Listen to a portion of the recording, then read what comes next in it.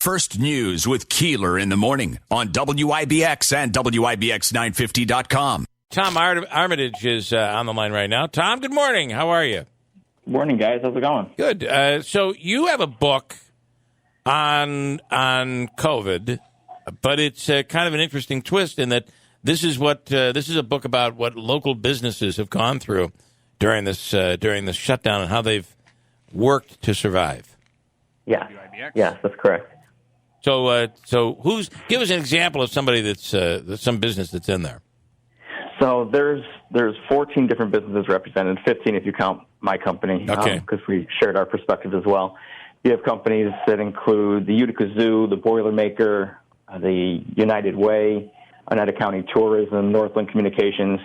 I really try to have a diverse set of companies because it documents what they went through and what business changes they made throughout the year. So I wanted a nonprofit, I wanted manufacturing, I wanted for-profit represented, so that way it showed a lot of different perspectives throughout the book. What is one of the, first of all, what did you go through? How did you survive? And talk about your business. Sure. I work for a marketing agency, SiteSeeker, and 12 months ago when the shutdowns began, which is kind of why this ebook is coming out this week, I wanted the exact 1 year mark of the government shutdowns. We wanted to provide some support for our clients and other businesses throughout the area. So we started doing these webinars every other week or so, trying to coach businesses, small businesses in particular, local businesses in particular, on how they could navigate the waters of COVID, reallocating dollars that had normally gone to in-person events, trade shows, and reallocating them towards online advertising, digital marketing efforts. Could I just stop you for just a second, Tom? I got some weird noise going on in the background. Is there another person on the phone? Or are you trying to start a fire by rubbing wood together? No. It's the two sticks together. Maybe my headset. Okay. Well, it is. I'm not going to say it's annoying. But it's incredibly distracting. Is it better? Is it better right now? It is better now. Yes, not doing it now. But actually, if you could hold on the line afterwards, I'd like to record that sound and use it as a sound effect going forward. Just in a completely to get people to hang up. That might be it. That might. When we have a call we don't want, we'll go, I don't know what that sound is. We have to disconnect. We'll have to call you back tomorrow. Yeah. Sorry, I can't hear you. There's I'm going to keep my head still so that way my earbuds don't Somebody's trying to start a fire here. I can't hear anything. All right, Tom, go ahead. So you helped businesses.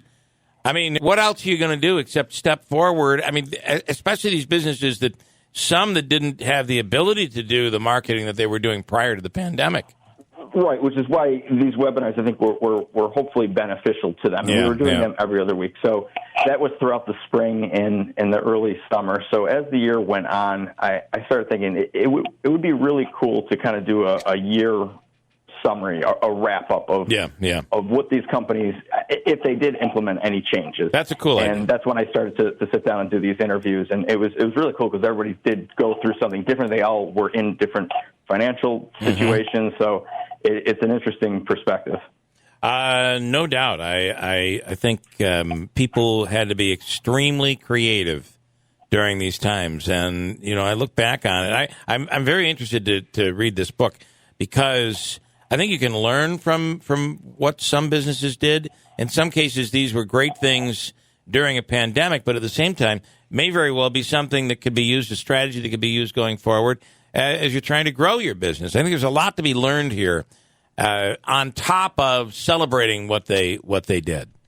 Absolutely. Yeah. I think one of the better ones was, not that they all weren't good stories, but the Utica Zoo was a really tremendous story because they were hit probably the hardest of all the ones that I sat down with because their revenue relies on in-person attendance and attendance at their events, which were all virtual or canceled completely.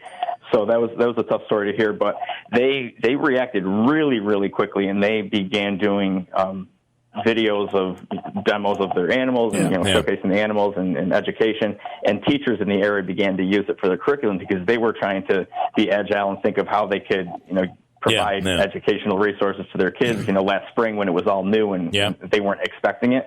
So they saw wild numbers on their YouTube and Facebook streams, the zoo that is, and even their website crashed at one point because so many people were on it looking for this educational material. So that was a really nice upside to a lot of the downsides. How do people get the book? Yeah, so it's going to be on SiteSeeker's website. It's site-seeker.com. Okay. COVID-ebook, and I'm sure you'll see floating around social media as well. Very cool, Tom. Thanks. And it's an ebook. I want to mention an ebook and an audio book you've got as well. Yes, we produce it because it's a little bit lengthy, and we know that people are distracted in the world of podcasting and audio. We figured it'd be a good alternative for people that want to just listen in. Yeah, I think that's a good idea for people who are attention deficit like me. Works perfectly. What were we talking about? That noise. That noise.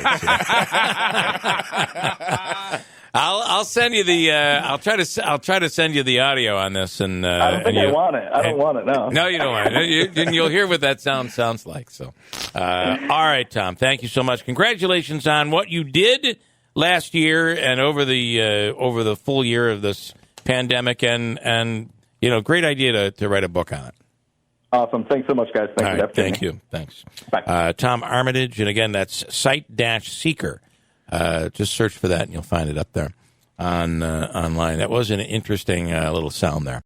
You know how to book flights and hotels. All you're missing is a tool to plan the travel experiences you'll have once you arrive. That's why you need Viator. Book guided tours, activities, excursions, and more in one place to make your trip truly unforgettable. Viator has over 300,000 travel experiences to choose from. Everything from simple tours to extreme adventures and all the niche, interesting stuff in between. So you can plan something that everyone you're traveling with will enjoy. Real traveler reviews give the inside scoop from people who've already been on the experiences you're considering. So you can plan with confidence. Free cancellation helps you plan for the unexpected. And 24/7 customer support means you can travel worry-free. Download the Viator app now and use code Viator10 for 10% off your first booking in the app. Find travel experiences for you. Do more with Viator.